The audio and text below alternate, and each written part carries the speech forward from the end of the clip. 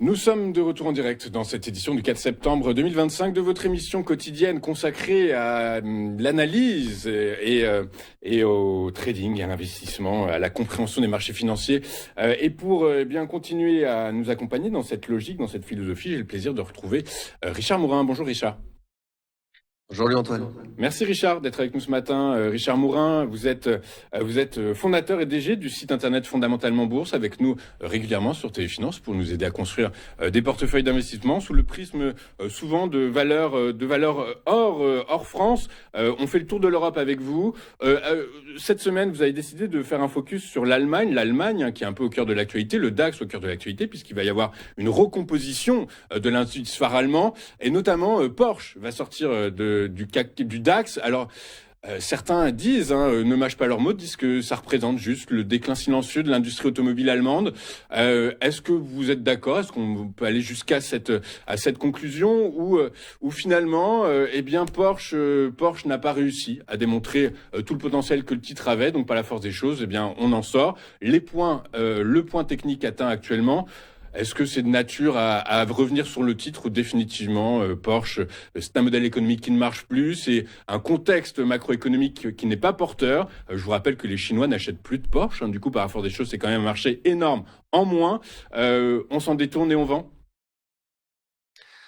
Ouais, Porsche, c'est le fait qu'elle sorte de l'indice DAX. On parlera de la valeur qui va la remplacer juste après. Mais Porsche, le fait qu'elle sorte de l'indice DAX, je trouve que c'est assez révélateur d'un mouvement de fond sur l'ensemble du marché européen de l'automobile.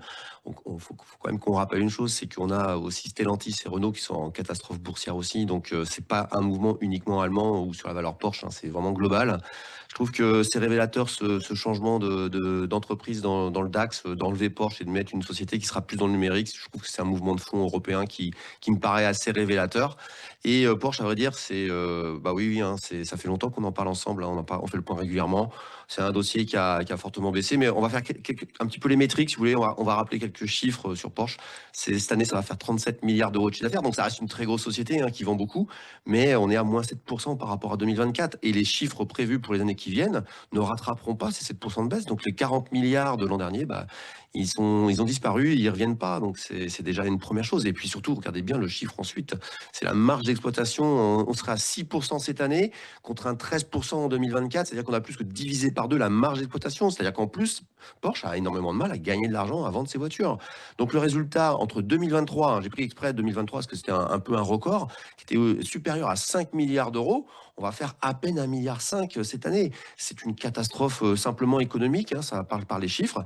Et on est actuellement, avec le cours de bourse actuel, encore à 26 de PER. C'est-à-dire qu'on valorise une valeur de croissance qui grandit alors qu'il n'y a plus aucun relais de croissance sur cette entreprise. C'est absolument catastrophique. Et si vous regardez le graphique, j'ai envie de dire, il l'a exprimé, il l'a dit. Et aujourd'hui, on est positionné maintenant en une sorte de petite stabilisation. Ce qu'on regarde en bas, j'ai mis un petit couloir, un petit range potentiel, mais dans un couloir baissier long terme, parce qu'on peut parler de long terme maintenant, ça fait plus de 2 ans que ça dure comme ça. Et on est entre les bornes 40 et 48. On est au milieu à peu près, 44 ce matin. Et pour moi, Porsche, à vrai dire, sort de l'indice DAX, ce qui est assez révélateur de cet échec, on va dire, boursier, puisque l'introduction en bourse était bien au-dessus. On le voit bien dans le graphique. Vous avez tout le cours depuis l'introduction en bourse de Porsche. On y a cru au début, puis après, les chiffres ont parlé. Et à vrai dire, pour moi, Porsche, c'est assez révélateur d'une industrie européenne qui est en train de péricliter au bénéfice d'autres industries. Mais est-ce que c'est depuis cette année? Je ne crois pas que ça dure depuis cette année, mais c'est pas que la France finalement. Les Français se plaignent beaucoup, mais finalement, on voit bien qu'en Allemagne, il y a quand même des grandes difficultés. Et Porsche, je trouve, on est le révélateur.